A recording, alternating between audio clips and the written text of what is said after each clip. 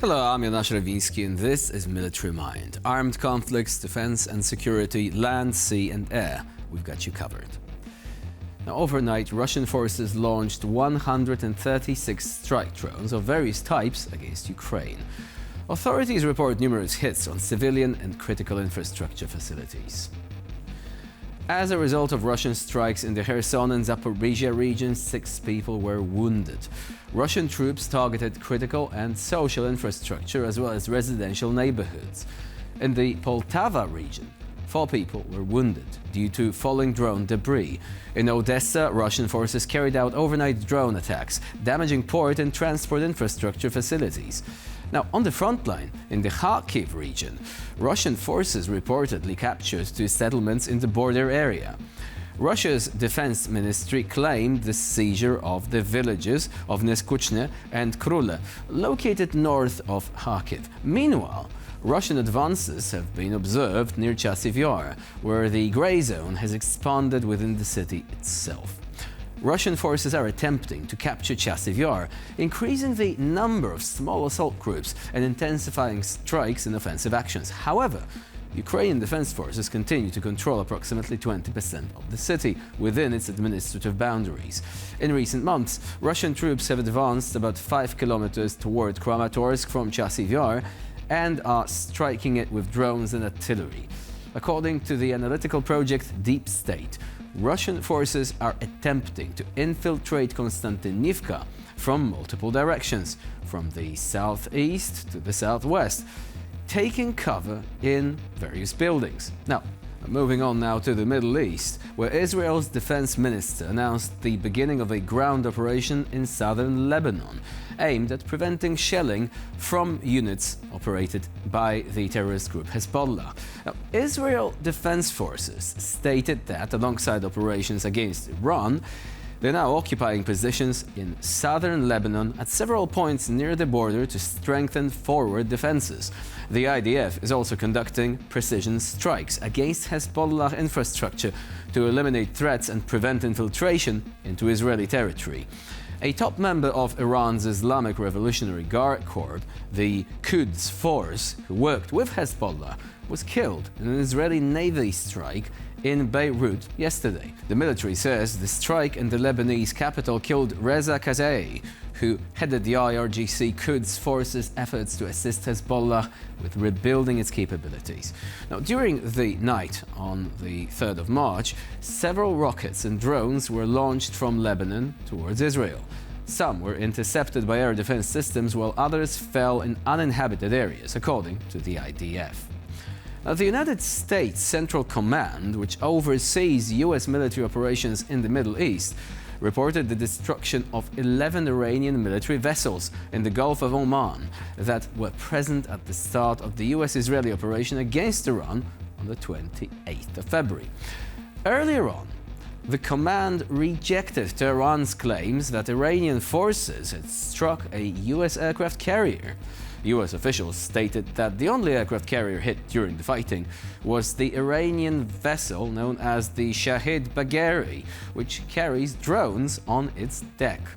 The statement did not explicitly confirm whether the ship was sunk, however. Naval News previously confirmed reports of the sinking of an Iranian Jamaran-class corvette at a pier in Shabahar in the Gulf of Oman. Meanwhile, in Karachi, Pakistan, on the 1st of March, a crowd of protesters supporting the Iranian regime attempted to storm the U.S. consulate. According to Reuters, 10 people were killed during the unrest. On the 3rd of March, the agency cited 2 U.S. officials as saying that U.S. Marines guarding the diplomatic mission opened fire on the crowd. A spokesperson for the government of the Sindh province, where Karachi is located, countered that it was security personnel that opened fire. According to the Associated Press, at least 22 people were killed and more than 120 wounded amid clashes between demonstrators and security forces in Karachi on the 1st of March. The nationwide death toll due to unrest has reached 26. In Pakistan, which has a large Shiite population, mass anti-American protests erupted following the reported death of Ali Khamenei. On the 2nd of March, authorities banned all mass gatherings, but local Shiite leaders have called for further protests despite the ban. Now we're going to be moving on to our next story. According to Israeli media reports, a building in Tehran linked to the country's temporary spiritual leader, Ayatollah Mohammad Rafi, was attacked. The new footage of the aftermath of the strikes has appeared online. Damaged buildings, broken windows, and traces of a blast wave in a densely populated area of the city. According to preliminary data, several strikes were also recorded near the Russian embassy in Iran. ساختمون لرزید بیشرف 3 تا موشک پشت سر هم اومد دیدی؟ هیچکی هم تو خونه هانی همه در رفتن اومد اونا دیدی؟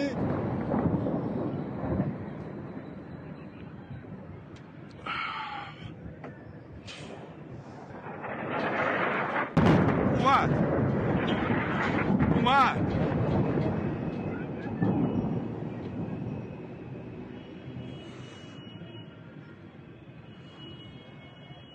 موشک از اینجا میاد از سمت چپ بیاد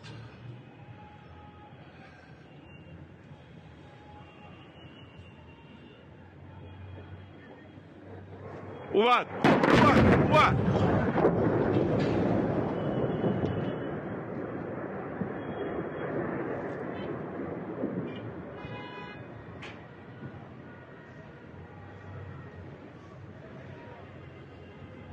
از اینجا میاد از اینجا